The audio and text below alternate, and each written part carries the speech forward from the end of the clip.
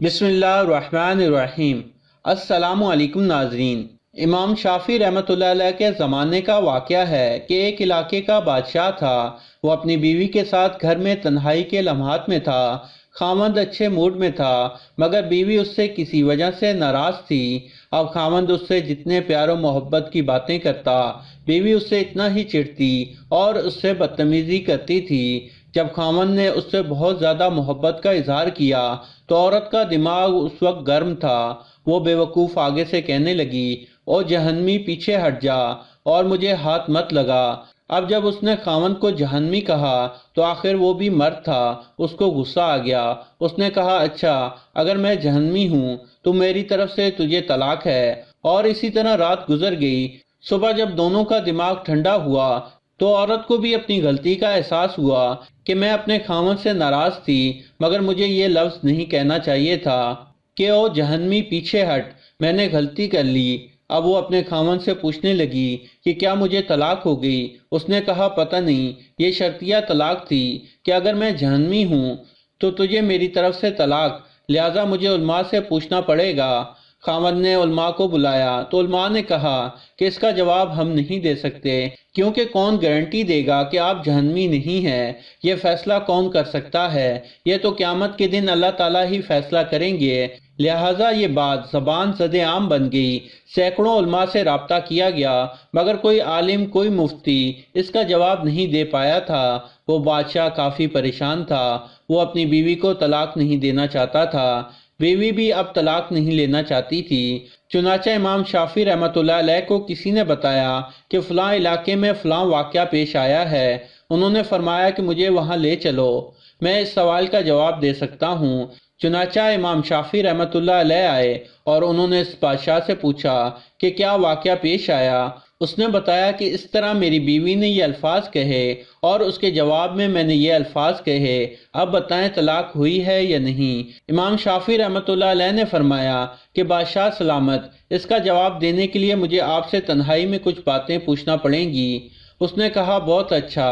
چنانچہ امام شافعی رحمۃ اللہ علیہ نے اس سے کہا، بادشاہ سلامت، مجھے اپنی زندگی کا کوئی ایسا واقعہ بتائیں جس میں آپ گناہ کرنے کا موقع رکھتے ہوں، گناہ کرنا آپ کے لیے آسان ہو، مگر اللہ رب العزت کے ڈر سے آپ نے اپنے آپ کو بچا لیا ہو۔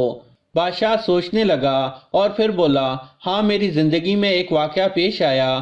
ایک دفعہ میں دفتر کے کاموں سے فارغ ہو کر جلدی اپنے سونے کے کمرے میں چلا گیا تو دیکھا کہ محل میں کام کرنے والی لڑکی میرے کمرے کی چیزوں کو سنوار رہی تھی اور بستر کو ٹھیک کر رہی تھی۔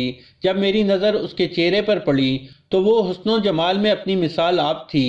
چنانچہ میں نے دروازے کو بند کر دیا اور آگے بڑھا تو لڑکی سمجھ گئی کہ میری نیت خراب ہے۔ وہ نیک بخت اور پاک دامن تھی۔ اس نے میری طرف دیکھ کر کہا، اے بادشاہ، اللہ تعالیٰ سے ڈر۔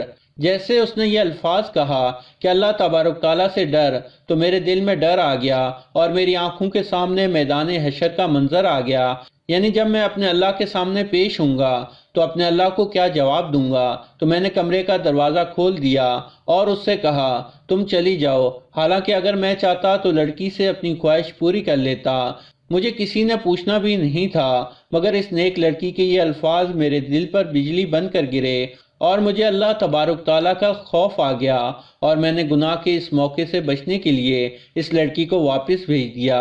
اور ایک ایسا گناہ تھا جو میں کر سکتا تھا مگر اللہ کے خوف کی وجہ سے نہیں کیا۔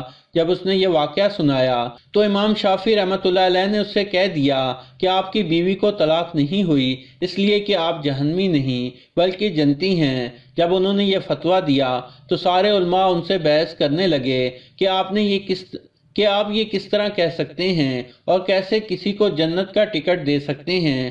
آپ کو کیا اختیار ہے کہ کسی کو جنتی یا جہنمی قرار دیں؟ آپ رحمۃ اللہ علیہ نے فرمایا کہ یہ فتویٰ میں نے اپنی طرف سے نہیں دیا، بلکہ یہ فتویٰ اللہ تعالیٰ نے قرآن مجید میں خود عطا فرمایا ہے۔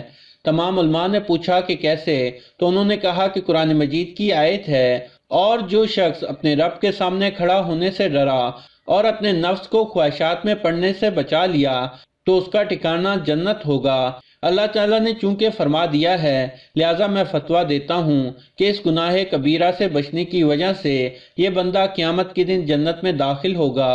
جو لڑکے یا لڑکیاں آج کل کے دور میں گناہ کی دعوت ملنے کے باوجود خود کو محفوظ رکھے اور اپنی عزت اور پاک دامنی کو محفوظ رکھے تو وہ قیامت کے دن اللہ تعالیٰ کی جنتوں میں داخل ہوں گے اور اپنے اللہ کا دیدار کریں گے۔ اللہ تعالیٰ ہمیں بھی پاک دامنی کی زندگی گزارنے کی توفیق عطا فرمائے اور اس آیت پر عمل کرنے کی توفیق عطا فرمائے، آمین۔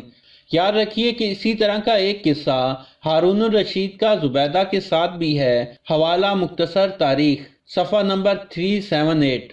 تو دوستو یہ تھی ہماری آج کی ویڈیو، یقیناً آپ کو پسند آئی ہوگی۔ پسند آنے کی صورت میں اس ویڈیو کو لائک ضرور کریں اور اس ویڈیو کو زیادہ سے زیادہ شیئر کر دیں، کیونکہ اچھی بات آگے پہنچانا صدقہ جاریہ ہے۔ اور ہمارے اس چینل کو سبسکرائب کرتے ہوئے ساتھ موجود گھنٹی کا بٹن بھی دبا دیں۔ جزاک اللہ۔